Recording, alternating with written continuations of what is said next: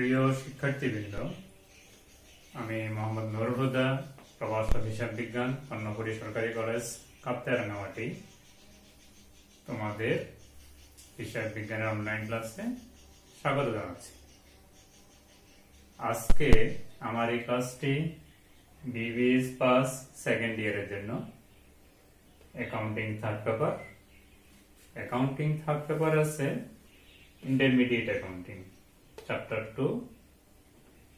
দ্বিতীয় চ্যাপ্টার আছে plant assets, natural resources and intangible asset. পূর্বে ধারাবাহিকতায় এটা আমার এই অধ্যায়ের চতুর্থ ক্লাস। গত ক্লাসে আমরা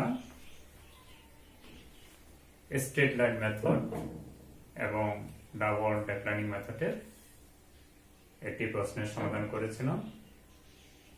আজকে আমরা আরো দুটি ভিন্ন পদ্ধতির একটা অঙ্ক নিয়ে ওই প্রশ্নটির সমাধান করব। প্রশ্ন হিসেবে এটা হলো আমার প্রশ্ন 2, অর্থাৎ 2 নম্বর প্রশ্ন। আমি প্রশ্নটা নিয়েছি ন্যাশনাল ইউনিভার্সিটি বিবি অনার্স 2014, 15 নম্বর অঙ্ক। National university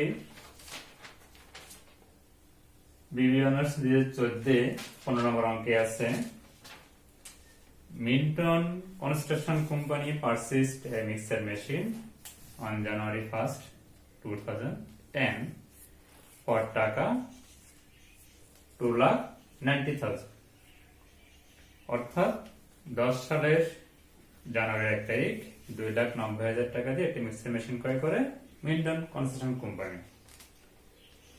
The machine is expected to have a useful life of 5 years and a residual value of টাকা 30,000। অর্থাৎ মেশিনটির আয়ুষ্কাল হলো 5 বছর এবং মেশিনটির ভগ্নাবশেষ মূল্য 30,000 টাকা। The company engineer estimated the mixer machine will have a useful life of 6,500 hours। কোম্পানির ইঞ্জিনিয়াররা এটা অন্যভাবে আয়ুষ্কাল নির্ধারণ করেছে। মেশিনটা চলবে 6,500 ঘন্টা।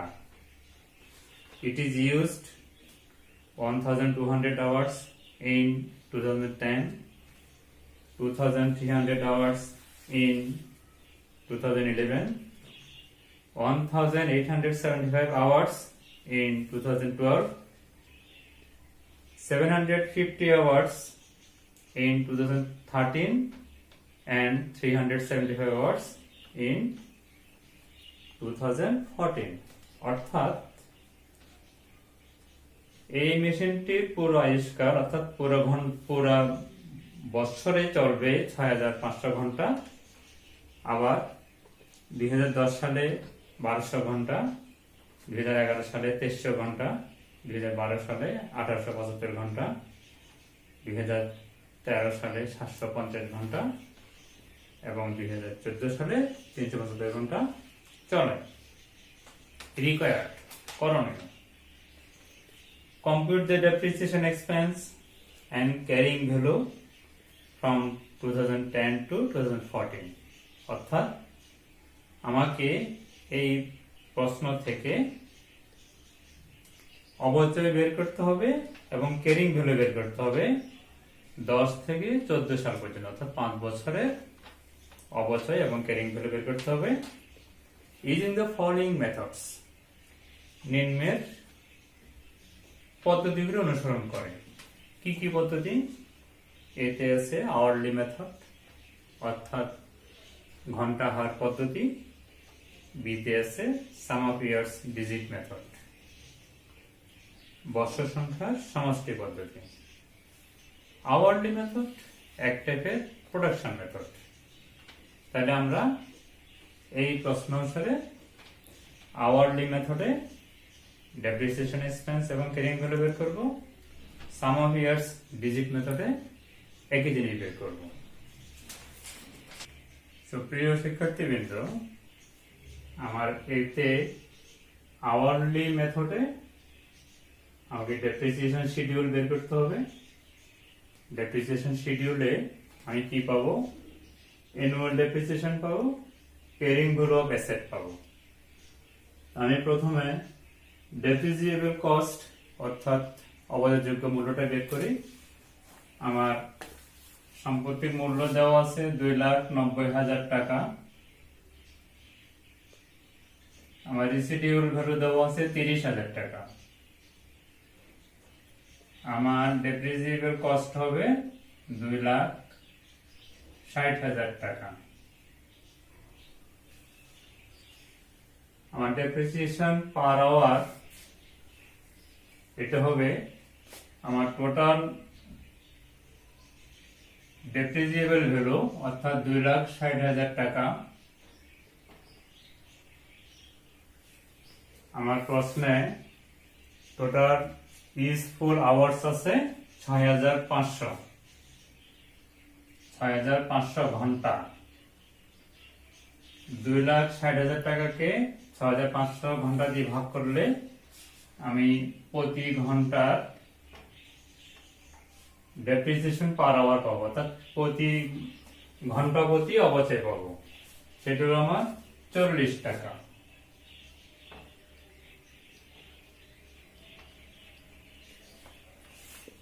আমি প্রথমে বের করে নিলাম depreciable cost minus residual value. আমার প্রশ্নে দেওয়া আছে কস্ট 2,90,000 টাকা, রেসিডিউয়াল ভ্যালু 30,000 টাকা। আমি পেলাম 2,60,000 টাকা ডেপ্রিসিয়েবল কস্ট। কারণ ডেপ্রিসিয়েবল কস্ট লাগবে আমার কি জন্য? ডেপ্রিসিয়েশন পার আওয়ার বের করার জন্য। আমি উপরে ডেপ্রিসিয়েবল কস্টটা লিখলাম, নিচে লিখলাম আমার ইউজফুল আওয়ার্স। আমার টোটাল ইউজফুল আওয়ার্স 6,500 ঘন্টা, ভাগ করলে আমি পাবো ঘন্টা প্রতি অবচয় 40 টাকা। আমার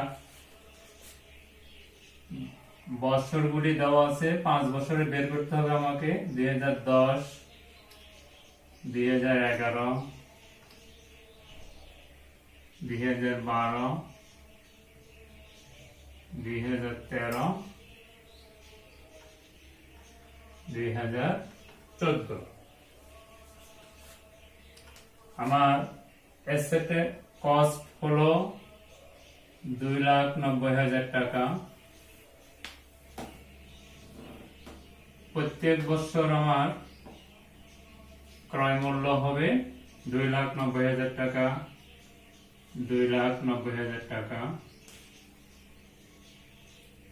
2,90,000 টাকা, 2,90,000। অর্থাৎ আমার 5 বছরেরই 1, 2, 3, 4, 5 বছরেরই অ্যানুয়াল ডেপ্রিসিয়েশন এবং ক্যারিং ভ্যালু বের করতে হবে। আমার ইয়ারলি ঘন্টা দেওয়া আছে 10 সালে দেওয়া আছে 1,200 ঘন্টা, 23 সালে দেওয়া আছে 11 সালে দেওয়া আছে 2300 ঘন্টা, অর্থাৎ 2,300 ঘন্টা। 12 সালে দেওয়া আছে আমার 1,875 ঘন্টা, 13 সালে দেওয়া আছে আমার 750 ঘন্টা, 14 সালে আমার প্রশ্নে দেওয়া আছে 375 ঘন্টা। 1,200 ঘন্টা, 2,300 ঘন্টা, 1,875 ঘন্টা, 750 ঘন্টা, 375 ঘন্টা। আমার ডেপ্রিসিয়েশন পার আওয়ার আমি এখানে বের করেছি 40 টাকা। প্রত্যেকটা হবে 40 টাকা।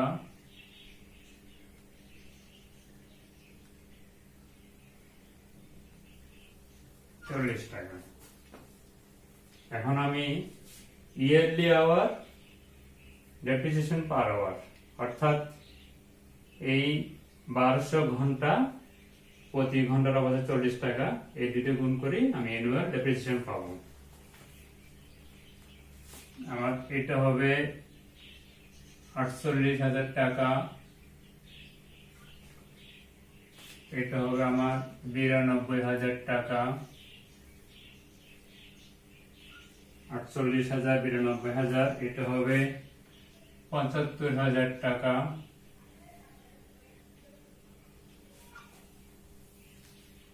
এটা হবে আমার 30,000 টাকা,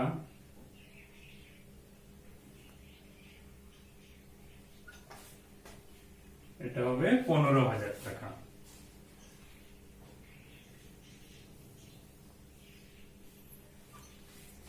আমি আবার বলছি, আমার এই 1200 yearly our depreciation per hour, এই দুটো গুণ করে আমি এটা পাবো 48,000 টাকা, 92,000 টাকা, 75,000 টাকা, 30,000 টাকা, 15,000 টাকা। এখন আমি অ্যানুয়াল ডেপ্রিসিয়েশন থেকে অ্যাকুমুলেটেড ডেপ্রিসিয়েশন অবশ্যই সঞ্চিতি বের করব। প্রথমে এটা এখানে বসবে 48,000 টাকা, এই 48,000 এর সাথে এই 92,000 টাকা যোগ হবে, যোগ করলে হবে 1,40,000 টাকা,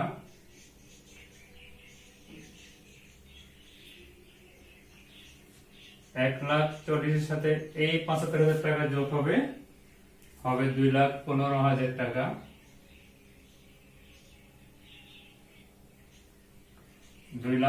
এর সাথে এই 30,000 টাকা যোগ হবে, হবে 2,45,000 টাকা, 2,45,000 সাথে এই 15,000 টাকা যোগ হবে, হবে 2,60,000 টাকা। এক মিনিট ডেপ্রিসিয়েশন প্রথমে এটা বসে গেল 48,000 টাকা, এটার সাথে এটা যোগ করে হবে 1,40,000 টাকা, এটার সাথে এটা যোগ করে হবে 2,15,000 টাকা, এটার সাথে এটা যোগ করে হবে 2,45,000 টাকা, এটার সাথে এটা যোগ করে হবে 2,60,000 টাকা। এখন আমি বের করব carrying value of the asset. Carrying value হবে আমার এই ক্রয় মূল্য থেকে অ্যাকুমুলেটেড ডেপ্রিসিয়েশন বাদ দিলে আমি এটা পাবো, অর্থাৎ ক্রয় মূল্য 2,90,000 টাকা 2010 সালে, এই টাকা থেকে আমি 48,000 টাকা বাদ দিব, বিয়োগ করলে পাবো 2,42,000 টাকা। 2,90,000 থেকে 1,40,000 টাকা বাদ দিব, পাবো 1,50,000 টাকা। 2,90,000 থেকে 2,15,000 টাকা বাদ দিব, পাবো 75,000 টাকা।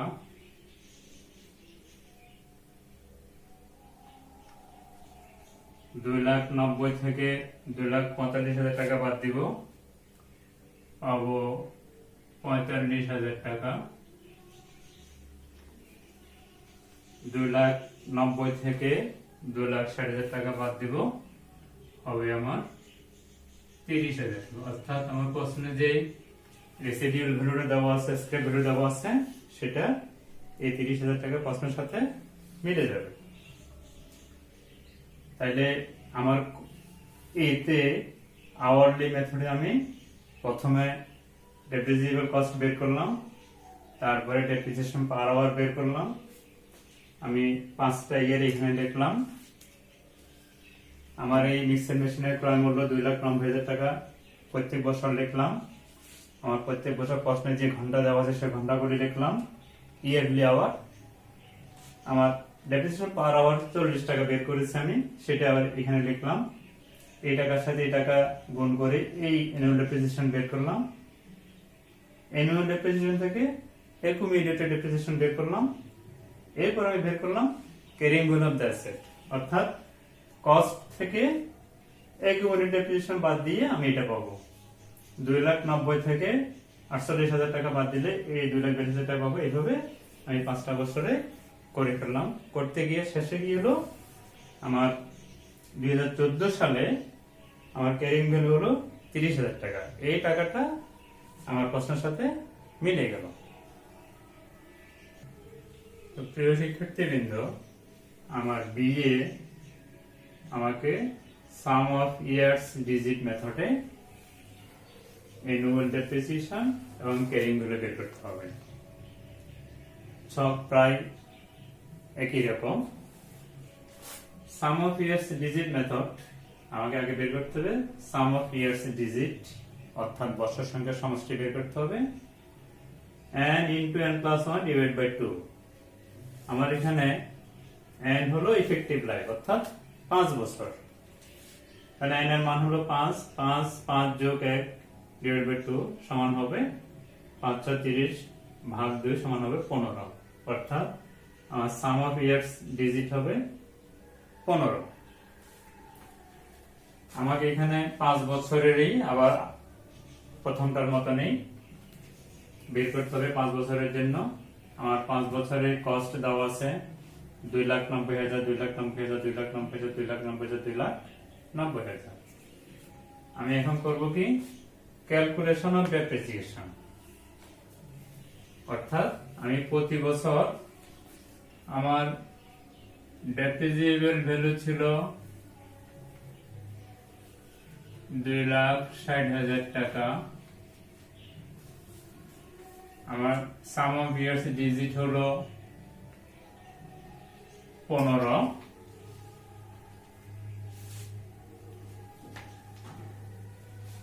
আমি এইভাবে লিখি, তাহলে বুঝতে সুবিধা হবে।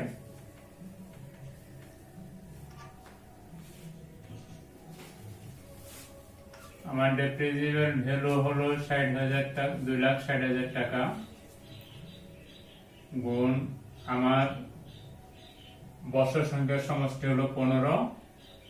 প্রথম বছর হবে আমার 5, দ্বিতীয় বছর হবে 2,60,000 টাকা।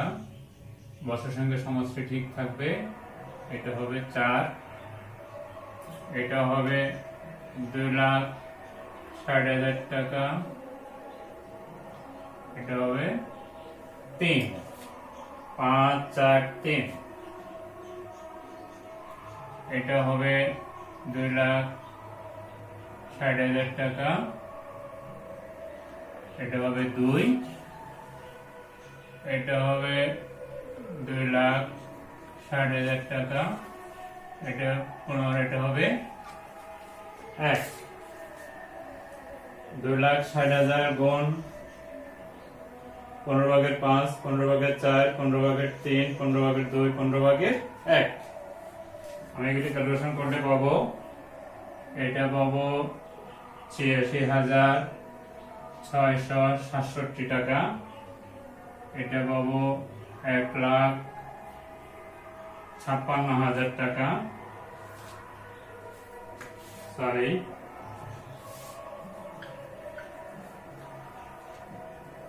এটা হবে 86,667, এটা হবে 69,333, এটা হবে 52,000,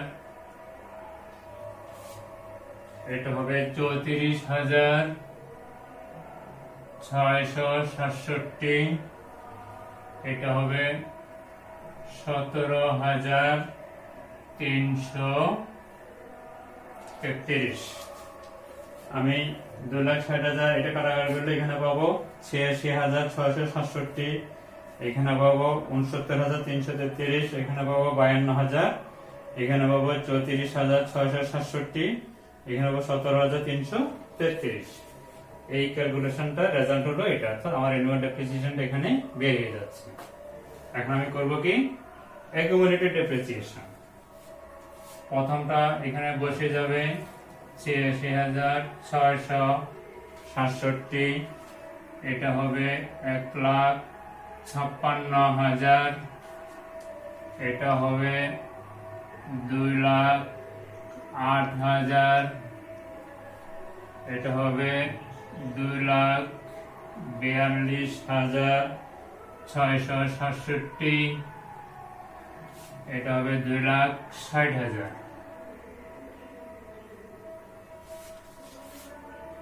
এটা এখানে বসে যাবে, এটার সাথে এটা যোগ হইয়া এখানে হবে 1,56,000, এটার সাথে এটা যোগ হয়ে হবে 2,08,000, এটার সাথে এটা যোগ হয়ে হবে 2,42,000, 667, এটার সাথে এটা যোগ হয়ে হবে 2,60,000।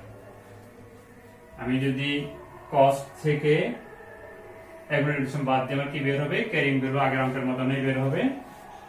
এখানে বের হবে 2,03,333, এখানে বের হবে 1,34,000, এখানে বের হবে 82,000, এখানে বের হবে 47,333, এখানে হবে 30,000। অর্থাৎ 2,90,000 থেকে 86,000 বাদ যাবে, হবে 2,03,333। 2,90,000 থেকে 1,56,000 টাকা বাদ যাবে, হবে 1,34,000 টাকা। 2,90,000 থেকে 2,08,000 টাকা বাদ যাবে, হবে 82,000 টাকা। 2,90,000 থেকে 2,62,660 টাকা বাদ যাবে, হবে 47,333 টাকা। 2,90,000 থেকে 2,60,000 টাকা বাদ যাবে, হবে 30,000 টাকা। সুপ্রিয় শিক্ষার্থীবৃন্দ, আমার প্রদত্ত প্রশ্নে আমাকে দুটি মেথডে, অর্থাৎ আওয়ারলি মেথডে এবং সাম অফ ইয়ার্স ডিজিট মেথডে ডেপ্রিসিয়েশন শিডিউল, অর্থাৎ অ্যানুয়াল ডেপ্রিসিয়েশন এবং ক্যারিং গুলো বের করতে বলেছে। আমরা দুটি নিয়মে তোমাদেরকে করে দেখালাম। আগামী ক্লাসে আরেকটি গাণিতিক প্রশ্নের সমাধান নিয়ে তোমাদের সামনে হাজির হব, এই আশাবাদ ব্যক্ত করে তোমাদের সকলের সুস্বাস্থ্য দীর্ঘ কামনা করে আজকের ক্লাস এখানে শেষ করছি। ধন্যবাদ সবাইকে।